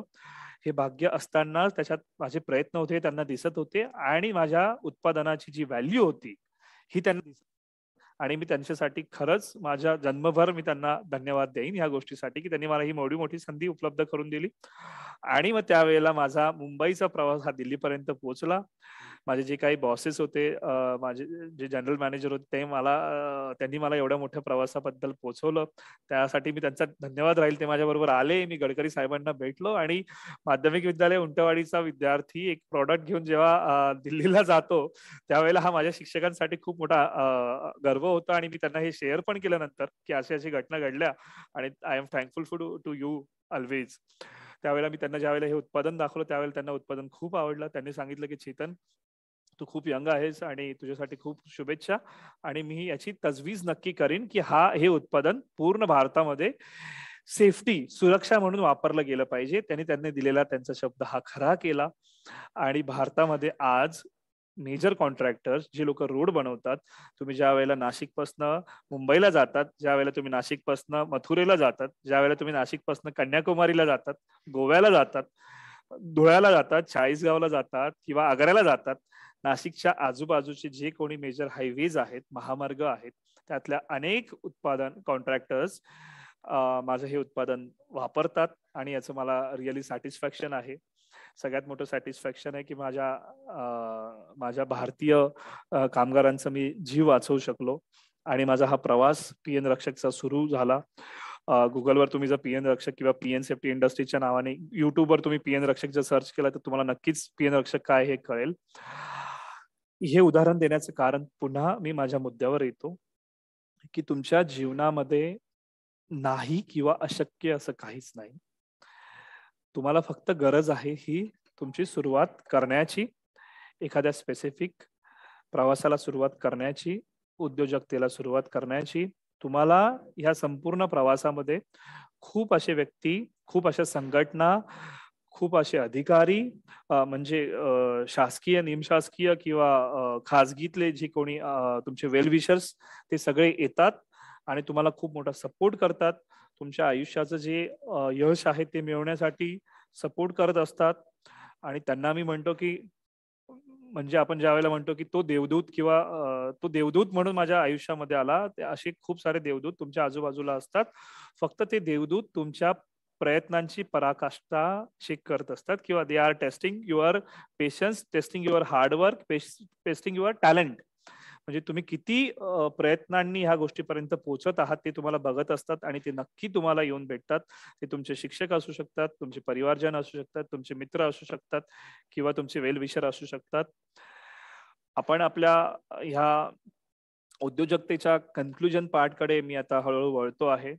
सगळ्यांना माझी हीच नम्र विनंती पुन्हा एकदा राहील की उद्योजकतेचा प्रवास खूप रोमांचकारी असतो. तुमच्या तुम्ही खूप लोक आता व्हॉट्सअप सारखी हे जे काही वापरत आहात किंवा झूम जे वापरत आहात, it's a kind of startup. मग तुम्ही आता यात महत्वाचा कन्क्लुजनचा पार्ट असा आहे की स्टार्टअप म्हणजे काय, एखादी जी कन्सेप्ट आहे, झूम ही कन्सेप्ट आहे बरोबर, व्हॉट्सअप ही कन्सेप्ट आहे, मार्क झुकरबर्गनी फेसबुक दिलं, त्या फेसबुक थ्रू मी आज तुमच्याशी बोलतोय, हा एक स्टार्टअप आहे. तुमची कुठलीही एखादी छोटी संकल्पना ही खूप मोठ्या वटवृक्षामध्ये बदलू शकते, यावर तुमचा विश्वास असावा. उद्योजकतेसाठी तुमच्याकडे क्रिएटिव्हिटी असावी. क्रिएटिव्हिटीने तुम्ही एखादं तुमचं उत्पादन हे खूप मोठ्या लेवलला पोहोचवू शकता, याचा मला आणि तुम्हाला विश्वास होणं हे खूप महत्वाचं आहे. याला स्टार्टअप असं म्हणतात. ज्या वेळेला चीन सारखे राष्ट्र आपल्या देशाला खूप साऱ्या गोष्टी एक्सपोर्ट करून ट्रिलियन रुपये कमवत असतात, त्यावेळेला चेतन नलावडे किंवा सुयोग लखोटेंसारखा जो कोणी विद्यार्थी आहे माध्यमिक विद्यालयाचा, तो एक छोटा प्रयत्न करतो की माझ्या देशातला इम्पोर्ट कमी व्हावं आणि माझ्या देशामध्ये मेक इन इंडिया व्हावं. त्या देशाच्या माझ्या उत्पादनावर माझ्या भारतात बनवलं आहे हे गर्वाने सांगावं. ही जी कन्सेप्ट आहे याला स्टार्टअप म्हणतात, याला मेक इन इंडिया म्हणतात, याला मेड इन इंडिया म्हणतात. आणि ज्या वेळेला तुम्ही माझं सुयोगचं उत्पादन हे लोकांना सांगतात, त्यावेळेला वोकल फॉर लोकल याचा अर्थ असा की तुम्ही माझ्या भारतामध्ये बनल्या गेलेल्या वस्तूला, राष्ट्रामध्ये बनल्या गेलेल्या वस्तूला 10 लोकांना सांगत असतात. यालाच खरी उद्योजकतेचं यश असं मला वाटतं म्हणता येईल. हा पूर्ण उद्योजकतेचा प्रवास हा तुम्ही सर्वांनी अनुभवावा अशी माझी सगळ्यांना नम्र विनंती आहे. माझ्या ऐकणाऱ्या सगळ्या शिक्षकांना पुन्हा एकदा नम्र विनंती आहे, संस्थेला, शाळेला नम्र विनंती अशी आहे की असे उद्योजकतेचे आज जरी ऑनलाईन असले तर ऑफलाईन कार्यक्रम तुम्ही नेहमी भरवावे. आणि आम्ही विना मीन्स एनी हेजिटेशन, काही कारण न सांगताना आम्ही नक्की आमच्या संस्थेत, आमच्या शाळेत येऊ, आमच्या विद्यार्थ्यांना मार्गदर्शन करू. आमच्यापेक्षा जे हुशार तज्ज्ञ मंडळी यामध्ये आहेत त्यांना आम्ही यामध्ये इन्व्हॉल्व करू. आमची अपेक्षा अशी आहे की आज जे काही 100, 150, 200 लोक माझ्या समोर जे मला ऐकत असतील, माझी छोटी अपेक्षा अशी आहे त्यातनं 50%, त्यातनं 25%, 10% विद्यार्थी जरी उद्या उद्योजक म्हणून 20 वर्षांनी ह्या मंचावर आले तर हे माझं एक तासाचं हे फलित आहे असं मला वाटतं. आणि पुन्हा एकदा सगळ्यांना ऑल दी व्हेरी बेस्ट. खूप साऱ्या शुभेच्छा तुम्हाला सगळ्यांना. आयुष्यामध्ये तुम्ही खूप काही अचीव कराल, खूप काही मिळवाल. फक्त तुमचे जे रूट्स आहेत, तुमचे जे काही जुने जसे की थ्रेड्स आहे तुमच्या शाळेबरोबर, तुमच्या शिक्षकांबरोबर, हे कंटिन्युअसली तुम्ही राहा.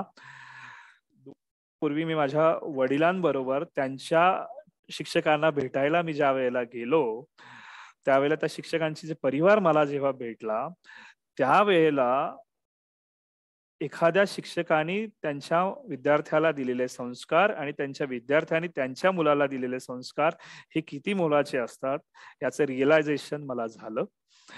आणि त्याच गोष्टीला हॉनेस्ट राहून, प्रामाणिक राहून मी माझ्या आयुष्यामध्ये हे नेहमी फॉलो करणार आहे. तुम्ही सगळ्यांनी फॉलो करावं ही माझी अपेक्षा आहे.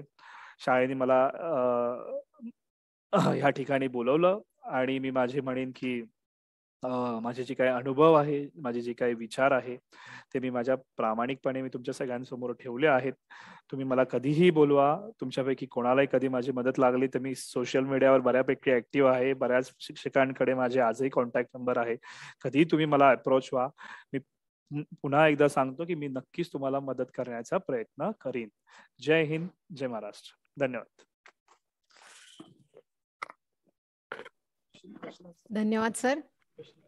हो, आताच सरांच्या सांगण्यावरनं, त्यांच्या बोलण्यातनं, त्यांचा नम्रपणा, शाळेविषयीचा अत्यंत जिव्हाळा, अथक प्रयत्न, पॉझिटिव्ह ॲटिट्यूड आणि मिळालेल्या सगळ्या यशाचं credit goes to my school, credit goes to my parents, म्हणजे हा इतका नम्रपणा आपल्याला त्यांच्या याच्यातून दिसून येतो. आणि एक सामान्य माणूस हा उद्योग व्यवसाय करू शकतो ही जी संकल्पना असते ना, ती मध्यमवर्गीय लोकांमध्ये सहसा पटकन ऍक्सेप्ट होत नाही. पण ती आज या विद्यार्थ्यांकडे बघून आपल्यालाही त्याच्यातनं प्रेरणा मिळणार आहे की माझ्यासारखा व्यक्ती सामान्य कुटुंबातला जरी असला तरी मी उद्योग व्यवसायामध्ये माझं यश मिळवू शकतो. व्यवसाय आणि उद्योजक यातला फरकही त्यांनी उत्कृष्टपणे आपल्याला समजावण्याचा प्रयत्न केलेला आहे. या विषयाच्या संदर्भामध्ये जर कोणाला काही त्या संदर्भातले प्रश्न विचारायचे असतील तर कृपया त्यांनी विचारावेत.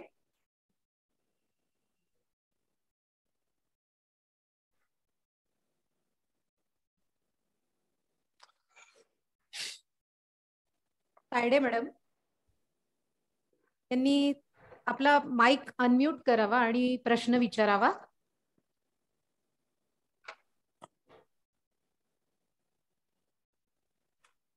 माईक अनम्यूट करा मॅडम.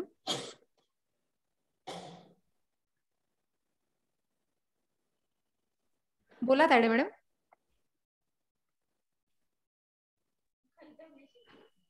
ओके, नमस्ते. आवाज येतो? हो येतोय. खूप छान वाटलं नलावडे सर तुम्हाला इथे बघून आणि खूप छान सांगितलं. पण एक असा माझा प्रश्न आहे की आपण इथे जे सिडको वसाहतीमध्ये असतो आणि मेनली प्रॉब्लेम आहे आर्थिक परिस्थिती. तर अशा काही संस्था आहे का? बँक तर देतेच, पण आणखीन त्यांची कंडिशन असते आर्थिक लोन देण्याच्या बाबतीत. मग अशी आणखीन काही संस्था आहे का ते आर्थिक मदत करू शकतात, जे पालकांना याबद्दल थोडं माहिती हवी? I am audible? येतो आवाज? येतोय? हा, थँक्यू सो मच. मला तुम्हाला तिकडे स्क्रीनवर बघून खूप आनंद झाला. याचं कारण असं आहे की मॅम मला अनेक विषय शिकवायला होत्या आणि माझ्यासाठी हा थ्रिलिंग एक्सपिरियन्स आहे की मी त्यांना प्रश्न विचारत होतो, आज त्यांनी मला प्रश्न विचारला आहे. तर मी प्रयत्न करतो. हो, तशा खूप साऱ्या संस्था आहेत. भारतामध्ये अशा अनेक संस्था आहेत की जे स्टार्टअप्स, ज्याला आपण उद्योजकतेची जशी सुरुवात म्हणतो, जसं की गव्हर्नमेंटने जे काही स्टार्टअप नावाची जी काही कन्सेप्ट आपल्याकडे आली आहे, म्हणजे फेसबुक आणि व्हॉट्सअप पासून तर झूम पर्यंत जी काही आली आहे, यामध्ये ज्या काही स्टार्टअप्स असतात त्या स्टार्टअप्सला बूस्ट करण्यासाठी खूप साऱ्या संस्था काम करत असतात त्यांच्या लेवलला. त्यांचे काही मेंटर्स असतात. मेंटर्स म्हणजे जसे आपले विद्यार्थी टीचर्स असतात, शिक्षक असतात, तसे त्यांचे मेंटर्स असतात, जे लोक माझ्यापेक्षा खूप वर्षांनी मोठे असतात. ते त्यांना शिकवतात आणि फिनान्शियल फंडिंग पण करतात. जसं की तुम्ही शार्क टँक नावाचा जो कार्यक्रम आता टीव्हीवर बघितला असेल भरपूर लोकांनी, it's one of the kind. म्हणजे तो मी म्हणणार नाही की खूपच असा हे आहे, पण तशा टाईपचे सरकारी योजना खूप सारख्या आहेत. खूप सारे संस्था आहेत की ज्या विद्यार्थ्यांनी केलेल्या स्टार्टअपला, विद्यार्थ्यांनी केलेल्या उत्पादनाला ही बाजारपेठ उपलब्ध करून देतात. त्यामध्ये IITs आहेत. IITs मध्ये सुद्धा असे आज क्लब्स आहेत. क्लब्स आणि सेल ज्याला म्हणतो आपण, एंटरप्रेन्योरशिप सेल, उद्योजकतेचे सेल आहेत की ज्या ठिकाणी IITच्या मुलांनी किंवा इंजिनिअरिंगच्या मुलांनी जे काही उत्पादनं बनवलेले असतात त्याला बाजारपेठ ओपन करून देण्याचा कार्यक्रम त्या संस्था करतात आणि त्याला शासनाकडनंही काही फंडिंग केलं जातं. किंवा असे काही इन्व्हेस्टर्स असतात की जसं माझा PN रक्षक हा एखादा प्रॉडक्ट एखाद्या इन्व्हेस्टरला खूप चांगला वाटला आणि माझ्याकडे तेवढे पैसे नाहीत किंवा फंड नाही आहेत आणि ते मला अप्रोच करतात. ते मला म्हणतात की चेतन, तुला एक 50 रुपयाची गरज आहे, मी तुला 50 रुपये देतो, पण या 50 रुपयातनं जे 10 रुपये तू कमवणार आहेस त्या 10 रुपयापैकी 3 रुपये किंवा 5 रुपये तुला मला देणे आहे. आणि याला सीड फंडिंग वगैरे म्हणतात. याला फंडिंग म्हणजे जसं की फंड दिला जातो तुम्हाला इन्व्हेस्टरकडनं आणि तुम्हाला त्याचा काही मोबदला त्यांना द्यायचा असतो आणि अशा पद्धतीने सुद्धा तुम्हाला फंडिंग मिळू शकतं. जसं की एक ट्रॅडिशनल वे जो आहे, परंपरागत जे साधन आहे ते बँक आहे, तुम्हाला माहितीच आहे. पण अदर दॅन दिस, आणि मी ह्याबद्दल खूप पॉझिटिव्ह आहे. त्यानंतर जी काही स्टार्टअप मुवमेंट आपल्याकडे जी सुरुवात झाली आहे, याच्याबद्दल त्याच्या यश आणि अपयशाबद्दल खूप सारे कॉन्ट्रोवर्सीज आणि हे असू शकतात, पण त्याच्यात आपल्याला जायचं नाहीये. पण जी सकारात्मकता तुम्ही जर पकडली तर खरंच खूप सकारात्मक वातावरण हे आहे आणि त्याला घेऊन फंडिंग पण बऱ्यापैकी गव्हर्नमेंटकडनं सबसिडाईज वेने होतं, सबसिडीज मिळतात. आणि जर एखाद्याकडे पैसेच नाही आहेत पण त्याला याच्यात यायचंय, तर तो त्याची जी संकल्पना आहे ती त्या मेंटर समोर ती मांडू शकतो की बाबा ह्या गोष्टीने फायदा असा होणार आहे आणि याच्यातनं प्रॉफिट इतका मिळणार आहे. मेंटर्स संस्था त्याला मदत करतात आणि त्याला फंडिंग दिलं जातं. याबद्दल मी कॉन्फिडंट आहे. आणि फ्युचरमध्ये जसं मी आत्ताच बोललो की अशा संस्थांना इंट्रोड्यूस करून आम्ही नक्की देऊ. अशा संस्थांना आपण भविष्यामध्ये सुद्धा नक्की शाळेत बोलवू. मला वाटतं की this may satisfy your question आणि बऱ्यापैकी लोकांना कळालं असेल की स्टार्टअप बद्दल मी जे काय म्हणत आहे. स्टार्टअपची स्थापना वगैरे त्याची शासकीय एक पद्धत असते, त्या पद्धतीने तुम्ही जर गेले इन्क्लुडिंग GST आणि वगैरे, किंवा त्याच्या म्हणजे त्याच्या आधी एखादी संकल्पना घेऊन तुम्ही स्टार्टअप कडे गेले तर तसे प्रोग्राम्स भारतामध्ये हे नियमित पद्धतीने होतात. आणि शाळेतही मी सांगितलं जसं की शाळेने पण असे काही स्टार्ट करावे की म्हणजे त्यांनी एक मार्गदर्शनपर काहीतरी होईल. Next question please. थँक्यू. पुढचा प्रश्न मनीषा सावळे मॅडम. नमस्कार, आवाज येतोय माझा? नमस्कार मॅम. हो नमस्कार. नमस्कार चेतन साहेब. तुम्ही साहेब म्हणू नका मला प्लीज. नाही, आता आज तरी तुम्ही आमच्या साहेबच आहात. मला एक करायचं होतं, कोणताही व्यवसाय किंवा उद्योग म्हटला की चढ उतार हे 100% असतात. सक्सेस हे नेहमीच तुम्हाला होऊ शकत नाही. त्याच्यामध्ये कुठेतरी ती निगेटिव्हिटी असतेच आणि ती आपल्याला मान्य करावी लागते. बरोबर. तर अशा वेळेला कधी कधी असं होतं की नवीन उद्योजक राहिला तर त्याचं लवकर खच्चीकरण होण्याची शक्यता जास्त असते आणि मग तो त्याच्यापासून दुरावण्याची पण शक्यता असते आणि बऱ्याचदा हे होत असतं आणि मराठी माणसाबरोबर तर तसंच होतं. तर याच्यासाठी आपल्याला काही असं करता येईल का की तो त्याच्यापासून दूर जाता कामा नये किंवा त्याचं खच्चीकरण होता कामा नये, यासाठी आपल्याला काय करता येईल? राईट. Yes ma'am. मला वाटतं मॅम सुद्धा मला शाळेमध्ये शिकवायला होत्या आणि माझ्या खच्चीकरणाच्या वेळेस त्यांनी खूप मोठा सपोर्ट केला. त्याच्यामुळे मला वाटतं की मी त्याचं उत्तर कसं देऊ, मी सांगतो. कसं होतं की ज्या वेळेला आपण बी एखाद्या कुंडीमध्ये लावतो मातीत म्हणजे माझी डॉटर जेव्हा शाळेमध्ये तिला ते सीडिंग वगैरे शिकवलं तर तिला मी हे सांगितलं की म्हटलं आता हे जर बी तू याच्यात मातीत टाकलं तर ह्याला दररोज काढून तुला बघायचं नाहीये की हे मोठं होतंय का, हे मोठं होतंय का. तुला टीचरनी सांगितलंय की 5-6 दिवसांनी याला कोंब फुटेल आणि मग त्याचं ऑटोमॅटिकली त्याचं लीफ येईल आणि ते शूट येईल आणि मग ते सगळं होईल किंवा मूळ डेव्हलप होईल. तसं काही पद्धतीत हे होतं, तुम्ही जे म्हणतात त्याला मान्य करतो मी. काही उद्योजक खूप अर्ली स्टेजमध्येच अननेसेसरी गोष्टी करतात, खूप अर्ली स्टेजमध्येच काही मोठ्या रिस्क घेतात किंवा जसं की करोनासारखं एक उदाहरण आहे की ते करोनासारखं उदाहरण त्यांच्याकडे लवकरच अप्रोच होतं अनफॉर्च्युनेटली, दुर्दैवाने. आणि करोनामध्ये खूप सारे व्यवसाय असे बंद झाले की जे बिचारे सुरूच करत होते आणि तेवढ्यात हे सगळं आलं. पण करोनासारख्या ह्या रोगामध्ये अत्यंत दुर्दैवी मृत्यू झाले. आपण आपले सगळे सखे सोयरे आणि मित्र वगैरे याच्यात हे केलंय, दुर्दैवी गोष्ट आहे. पण करोना ही खूप साऱ्या उद्योजकांना एक नवीन संधी म्हणून पण आली. ती संधी सकारात्मकतेने घ्यायची, नकारात्मकतेने घ्यायची, हा एक भाग झाला. तुम्ही जसं म्हटलं की खूप सारे उद्योजक डिप्रेशन मध्ये जातात आणि ते परत टर्नआउट होत नाही. तर त्यांच्यासाठी म्हणजे मी असं म्हणेन की ज्या वेळेला मी उद्योजक बनत असतो त्यावेळेला आपण आपल्यापेक्षा मोठ्या अशा 10 उद्योजकांना भेटून त्यांचे एक्सपिरियन्सेस, जसं की तुम्ही आज जे इनिशिएटिव्ह घेतला असा एक एक्सपिरियन्सेस त्यांनी त्यांच्याशी बोलावं आणि त्यांनी त्यांच्याशी शेअर करावं. म्हणजे उद्या माझ्या ह्या धंद्यातनं, या व्यवसायातनं, ह्या उद्योगातनं काय रिस्क उभ्या राहू शकतात त्याच्यासाठी मी प्रिपेअर्ड असेल. बरोबर. त्याच्यासाठी मी आधीच स्ट्रॉंग झालेलो असेल आणि I am ready for that the risk which ever is come. आणि ज्या वेळेला तो पुन्हा युटर्न मारतो त्यावेळेला त्याने युटर्न मारल्यानंतर आपण त्याला जाऊन भेटणं, म्हणजे एक समाज म्हणून मी तुम्हाला सांगतो, त्याला जाऊन भेटणं आणि असं विचारणं की मी तुला बोललो होतो ना की तुझा धंदा बुडणार आहे, हे असं न करता त्याला तुम्ही जाऊन धैर्य देणं, त्याला तुम्ही जाऊन करेजियस करणं की बाबा जे झालं ते झालं, पण ही तुझी नवीन सुरुवात आहे, इथून तुला परत उद्या नवीन काहीतरी क्रिएट करायचं आहे. सायकोलॉजिकली समाजाने, कम्युनिटीने हा सपोर्ट देणं हे खूप गरजेचं आहे. मराठी माणसामध्ये जसं मॅम म्हटल्या ह्या गोष्टींची कमतरता एका पिरियड पर्यंत होती, ज्या वेळेला एखादा शासकीय जॉब हा खूप क्रुशियल समजला जायचा. ते ग्लॅमर जाऊन आता स्टार्टअपलाही मराठी माणूस बऱ्यापैकी एक्सेप्ट करतो आहे आणि ही मला वाटतं ही एक चळवळ आहे. ही तुम्हाला तुमच्या विद्यार्थ्यांमध्ये हे इम्प्लिमेंट करावी लागणार आहे. मला माझ्या भावांमध्ये, माझ्या फॉलोअर्समध्ये ही इम्प्लिमेंट करावी लागणार आहे. आणि मला वाटतं की सकारात्मकतेने जेव्हा ही चळवळ मोठी होईल त्यावेळेला युटर्न मारणारे जे उद्योजक आहेत त्यांना सबस्टॅन्शियली खूप मोठा सपोर्ट मिळेल, मानसिक आधार मिळेल. आणि समाज म्हणून माझं, तुमचं आणि सगळ्यांचंच ते एक मोठं कर्तव्य आहे की आपण अशा लोकांना जाऊन पॉझिटिव्हली सपोर्ट करावं आणि त्यांना सांगावं की बाबा तू जेव्हा किंवा माझ्याकडनं मी अशा लोकांना भेटतो आणि मी त्यांना सांगतो की कुठे चुकलं, कुठे बरोबर आहे हे आपण एकदा समजून घेऊन पुन्हा एकदा सुरुवात करावी. त्यावेळेला तुम्ही मला हा प्रश्न विचारू शकता की त्याचा फिनान्शियल लॉसेस झालेले असतात.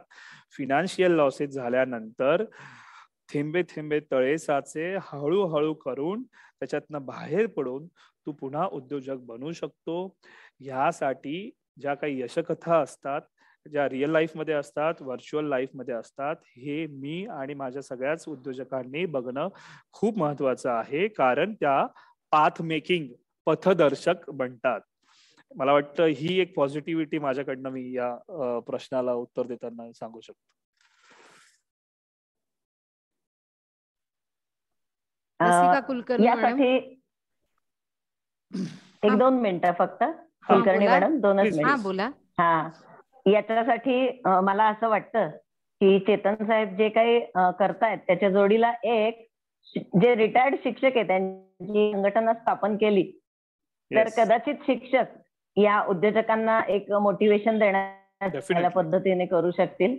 डेफिनेटली. Yes, thank you. आयआयटीज आणि आयआयएम्स मधनं जे प्रोफेसर्स किंवा रिटायर्ड होतात, मॅनेजमेंट संस्थेतनं जे प्रोफेसर रिटायर्ड होतात, जे मी पॅनल गव्हर्नमेंटचं पॅनल, जे स्टार्टअपचं पॅनल म्हणतोय, त्या ठिकाणी ते लोक मेंटर म्हणून काम करतात.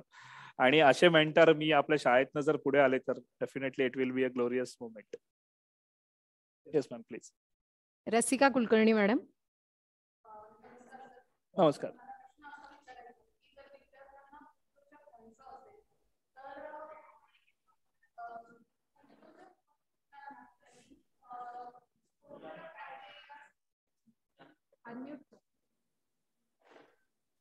नमस्कार सर. मला प्रश्न असा विचारायचा आहे की जे विद्यार्थी आता उद्योजक होऊ इच्छितात तर क्रायटेरिया त्यांनी कोणत्या उद्योगात यावं किंवा त्यांची आवड येस विचार करावा की नाही असं. Got it. येस, सॉरी, माझं एक याच्यामध्ये एक स्किप झालेली एक आयडिया अशी होती. म्हणजे मी असा विचार केला होता बॅक ऑफ द माइंड, जेव्हा बीडीआर सरांनी मला विचारलं की तुझं भाषण विषय तू पॉइंट नुसार तयार करून, म्हटलं मी ते काय करत नाही, जे स्पॉन्टेनियस आहे ते मी बोलतो. ते बोलत असताना एक पॉइंट असा सुटला की शाळेत असताना आपण खरी कमाई असं काहीतरी होतं, स्काउट गाईडला की काहीतरी मला वाटतं होतं, बरोबर. मला वाटतं, म्हणजे this is just suggestion for me, फार छोटा मी शाळेसमोर, पण एक सांगतोय की जी खरी कमाई आपण म्हणतो ना, तर ही खरी कमाई आम्ही काय करायचो की बाबा कोणाच्या घरी जाऊन ते त्यांनी काहीतरी सांगितलं आणि ते आणून दिलं आणि 10 रुपये मिळाले, हे करत होतो. तर अशी खरी कमाईची जी कॉन्सेप्ट शाळेने अवलंबली आणि त्यांना सांगितलं की बाबा समजा हा मास्क आहे, बरोबर, उदाहरणार्थ मी देतो तुम्हाला की हा मास्क आहे, हा तुझ्या एरियामध्ये विकून यायचा आहे आणि याची हे मी तुला 1 रुपयाला देणार आहे, बरोबर, आणि तू हा मास्क मला 5 रुपयाला विकून दाखव. Right, this is just one of the example मी सांगितलं. इथे तुम्हाला ना त्याची उद्योजकता दिसेल, क्रिएटिव्हिटी दिसेल. हे शिक्षकांसाठी मी म्हणतोय.